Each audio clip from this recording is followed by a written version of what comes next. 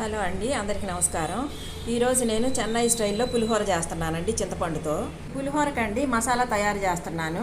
ఒక half spoon వచ్చేసి ధనియాలు, కొంచెం మెంతులండి, కొద్దిగా మిరియాలు, కొంచెం జీలకర్ర, కొద్దిగా కరివేపాకు అండి, ఒక ఎండుమిరపకాయ. ఇవన్నీ వేయించుకొని పొడి చేసుకుందామండి రోటిలో.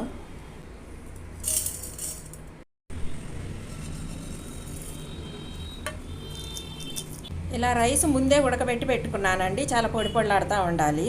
కొంచెం రైసే తీసుకున్నాను కాబట్టి ఈ మసాలాలు కూడా కొంచెమే తీసుకున్నాను.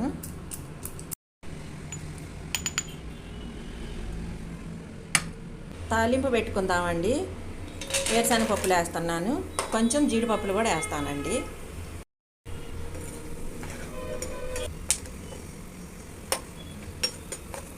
జీడిపప్పులు వేరుశనగపప్పులు వేగినాయండి. ఒక ప్లేట్లో తీసి పెట్టుకుందాము. ఈ ఆయిల్లోనేనండి ఆవాలు, పచ్చిపప్పు, మినపప్పు, కరివేపాకు, పచ్చిమిరపకాయలు, ఎండుమిరపకాయలు వేసుకుందాము.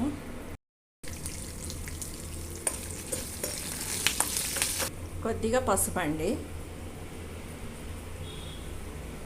తాలింపు కూడా వేగిందండి. ఒక కటోరలోకి తీసుకుందాము.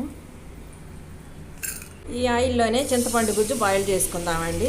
లెమన్ సైజ్ అంత చింతపండు తీసుకొని నీళ్ళల్లో నానబెట్టి గుజ్జు తీసుకున్నానండి. దీనిలోనే కొద్దిగా పసుపు, ఇంగువ, ఉప్పు వేస్తున్నానండి. దీంట్లోనే కొంచెం పచ్చిమిరపకాయలు, కరివేపాకు వేస్తున్నాను. మనం నూరుకున్న మసాలా కూడా వేస్తున్నానండి.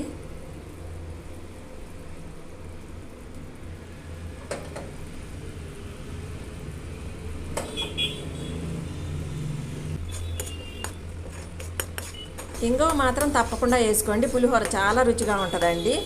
ఈ పొడి వేయటం మూలాన చాలా గుమగుమలాడిపోతుందండి ఇలా బాయిల్ చేసినప్పుడు. చూడండి, చింతపండు నుండి ఆయిల్ కూడా పైకి వచ్చేసింది. ఇప్పుడు ఇది రైస్లో కలిపేసుకుందామండి. మన పులుపుకు తగ్గట్టు కలుపుకుందాము.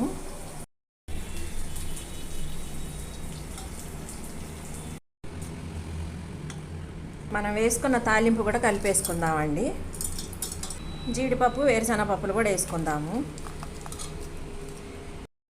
ఇవన్నీ సపరేట్గా ఎందుకు తీసానంటేనండి, దానిలో ఉడకబెట్టుకుంటాం అనుకోండి మెత్తగా అయిపోతాయండి. ఇప్పుడు ఇవి వేసుకున్నాము అని అంటే నోటికి కరకరలాడుతూ ఉంటాయి.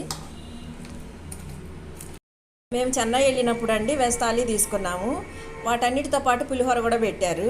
నాకు బాగా నచ్చిందండి. చూశారు కదండి చెన్నై స్పెషల్ చింతపండు పులిహోర. మీకు నచ్చితే మాత్రం తప్పకుండా లైక్ చేయండి, షేర్ చేయండి. సబ్స్క్రైబ్ చేయని వాళ్ళు ఉంటే మాత్రం తప్పకుండా సబ్స్క్రైబ్ చేయండి. మరొక వీడియోతో కలుసుకుందామండి.